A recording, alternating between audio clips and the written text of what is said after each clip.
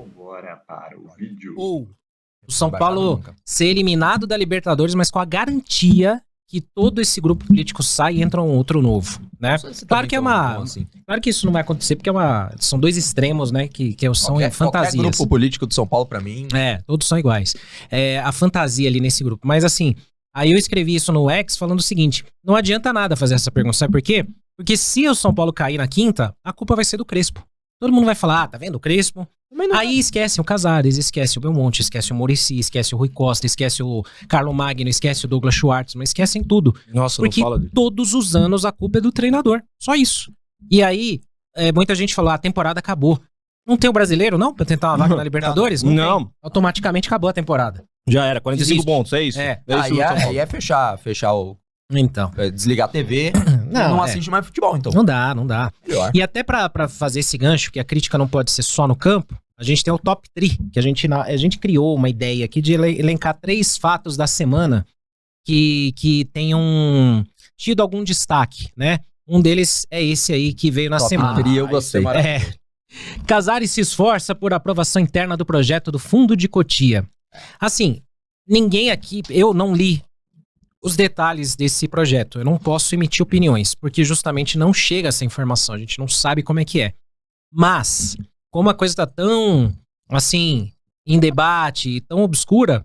Por que ele quer tanto? Então, eu por via das dúvidas, se eu não sei, eu não assino nada. Eu não assino nada que eu não li. Por que ele passou no Conselho de Administração, literalmente no dia que o São Paulo surgiu a notícia do interesse do São Paulo no Marcos Leonardo? Tava todo mundo falando de Marcos Leonardo e aprovou no Conselho de Administração e agora vai pro Conselho Deliberativo.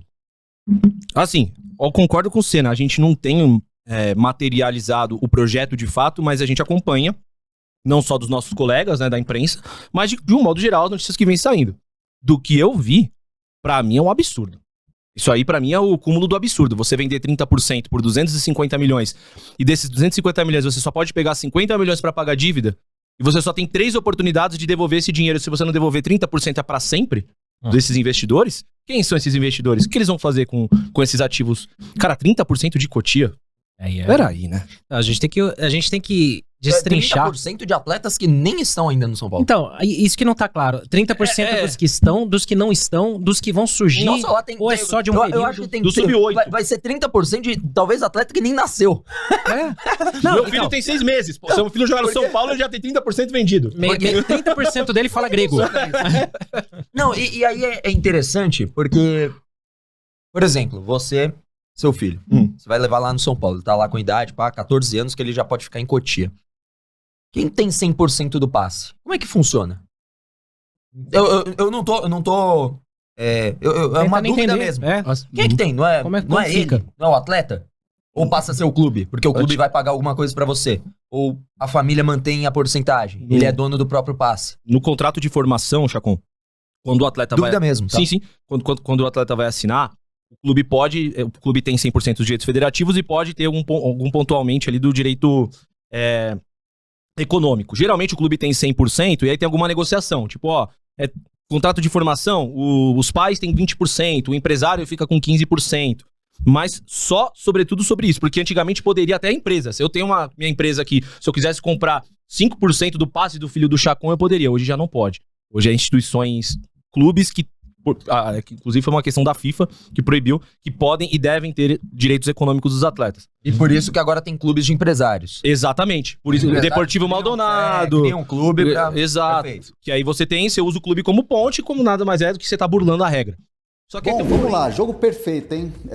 O vestiário do São Paulo ontem não era um vestiário, claro, evidentemente, dos melhores na questão do ânimo, da questão do clima. Era muito cabisbaixo, enfim, muita indignação pelo resultado, falhas individuais. O São Paulo teve falhas defensivas, falhas no ataque, né? Falhas ofensivas.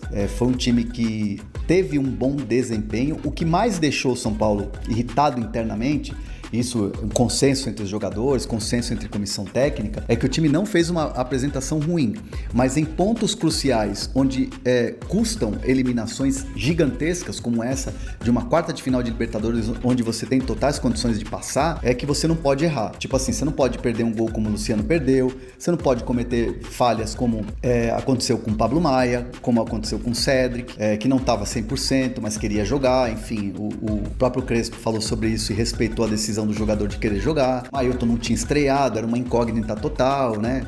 Hoje é mais fácil falar, poxa, o Ailton tinha que jogar, mas hoje é muito fácil falar isso, né? E o Ailton fez uma grande estreia, bem verdade, e isso foi muito comemorado também nos bastidores do São Paulo. Então, assim, o São Paulo vai começar a traçar, já começou a traçar uma estratégia, a estratégia do jogo perfeito, aquela coisa que não adianta pensar no resultado final, é o primeiro gol, é o abafa, é usar um Morumbis que vai estar lotado como aquela coisa de tipo intimidar o adversário, de abafar, de amassar, aquela coisa de estar em cima, de atacar o adversário, fazer um gol nos primeiros 15 minutos seria o ideal, você buscar o segundo gol para você já ter um respiro dos pênaltis, um gol no primeiro tempo, um gol no segundo tempo seria perfeito, obviamente pensando nesse 2-0, né, dependendo da dificuldade, pensando que a LDU vai montar um ferrolho e você pensar também que você vai trabalhar muito a questão dos pênaltis, tanto os batedores quanto o próprio Rafael. Então assim, vai se intensificar muito essa questão das cobranças de penalidades máximas, treinamento à vera, treinamento todos os dias, treinar pênalti, treinar defesa, treinar o Rafael, treinar estratégia, estudar o batedor, estudar goleiro.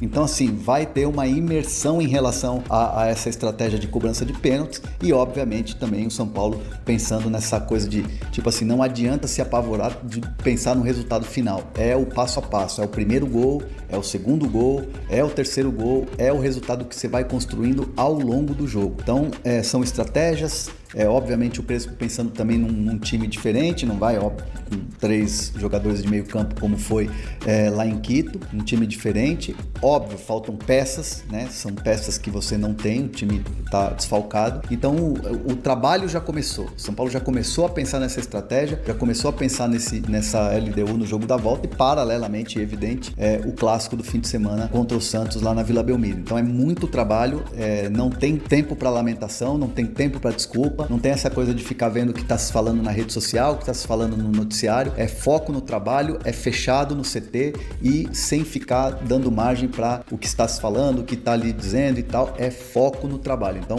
ali que se bateu o martelo, acabou o jogo, apitou, lamentou a derrota no vestiário, falou que tinha que ter sido falado e bora pensar na classificação, que é possível na quinta-feira e, claro, pensar num clássico duríssimo contra o Santos na Vila Belmiro no próximo domingo, 8h30 da noite. Sobre o Lucas Moura, rapidinho, é muito difícil imaginar a presença dele mesmo no banco de reservas na quinta-feira, mesmo o Lucas tendo colocado nas redes sociais ali, inclusive vamos colocar aqui o que ele falou, tem mais um jogo e tal, muita gente interpretou que o Lucas estaria à disposição, disponível para esse jogo. Óbvio que ele gostaria de estar, né? Tô falando muito a palavra óbvio, mas ele gostaria de estar em campo, mas a previsão no início da semana, ele ir para transição ainda, né? Então imagina ele fazendo uma transição de 2 dias e ir para o campo para ser entregue à comissão técnica. É um tempo muito curto para o jogador estar à disposição. Pode acontecer? Pode acontecer, mas é uma chance que hoje eu digo que é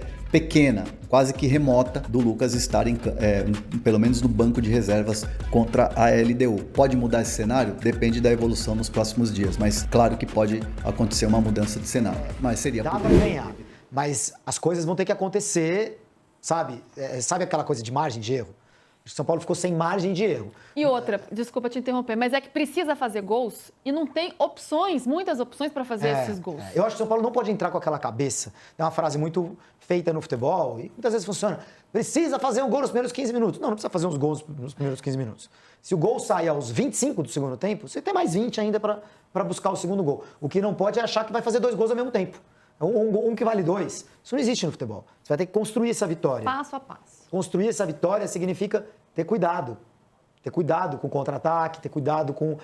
tem que ser agressivo, tem que aproveitar o ambiente. A torcida do São Paulo cria ambientes muito legais em noites de Libertadores. Então você tem que carregar esse ambiente, aproveitar, não pode ficar ali 15 minutos trocando bola de lado. Você tem que ser agressivo em alguns momentos chaves da partida. Mas não saiu gol nos primeiros 15 minutos, tá tudo bem, calma, Calma, né? recomeça, vambora. Não deixar né? essa ansiedade tomar conta conforme o tempo for passando, né? Estádio cheio, tem toda essa atmosfera que ajuda, né? Que impulsiona o time, mas também que pressiona. Então, saber lidar com esses momentos e aproveitar as oportunidades, né? Não pode acontecer como ontem, como o Luciano perdendo aqueles gols. Ele mesmo sabe disso, porque ele mesmo falou depois da partida. Então, uma série de fatores, né? Ter os cuidados Dá margem de erro. defensivos. Sim. Nesse próximo jogo não pode perder Sim. gol. Apareceu a chance, tem que fazer gol. Isso, não pode errar saída de atrás e bola. na frente, né? Exato. Dos 4 confrontos, para mim é o mais aberto. Ainda que seja o placar mais elástico. Para um dos lados. Para mim é o mais aberto. Eu acho que está muito na mão do Palmeiras, acho que está muito na mão do Racing, que jogam em casa. Acho que está muito na mão do Flamengo por tudo que a gente falou no primeiro bloco. E acho que São Paulo, LDU é o mais aberto. 60-40 para a LDU, óbvio. Tem uma vantagem do placar, mas é muito aberto. Vai ser um Qualidade jogo interessante. e limites diferentes dos limites do São Paulo. O São Paulo é um time que, para converter chances, para ter eficiência nas finalizações, tem uma grande dificuldade, porque ele não tem grandes atacantes, né? Os principais atacantes do time estão fora de combate. E o remanescente, o Luciano, foi muito mal ontem, né? Ele perdeu todas as oportunidades possíveis. Esse é um problema que acomete o São Paulo em qualquer partida, inclusive do brasileiro. Como foi Cruzeiro e São Paulo pelo brasileiro? Quanto foi o jogo? Mineirão, recente? 2-1 pro Cruzeiro. Não, 1-0 pro Cruzeiro. 1-0 pro Cruzeiro. Quantas chances o São Paulo criou? Quem jogou melhor? Quem criou mais oportunidades? Quem teve mais posse de bola? O São Paulo. Qual foi a conclusão? Se a gente tivesse um pouco mais de eficiência nas chances... O São Paulo tem pouca eficiência em definição de jogada, porque tem poucos jogadores capazes de decidir jogos. Isso é um problema do time, é um limite do time. Agora, tem o outro lado, né? Além de você, num torneio mata-mata, ter que ser eficiente nas suas chances, você tem que proporcionar poucas chances ao adversário. Você tem que ser seguro, próximo da baliza 0. E o São Paulo, que vinha sendo assim na Libertadores recentemente, dessa vez não foi. Não foi em Medellín e também não foi em Quito. E só não tomou o 3-0 que a gente está vendo aí porque o Rafael pegou a bola, né? Então, é isso. Acho que os limites do São Paulo ficaram escancarados nessa partida. As virtudes, que é um time que tem um jogo coletivo hoje bom, e os limites de acabamento e também de concentração. Acho que o São Paulo foi pouco concentrado nas duas partidas como visitante. Saiu de um 0-0 em Medellín, não sei como, e saiu perdendo de 2-0 contra a LDU.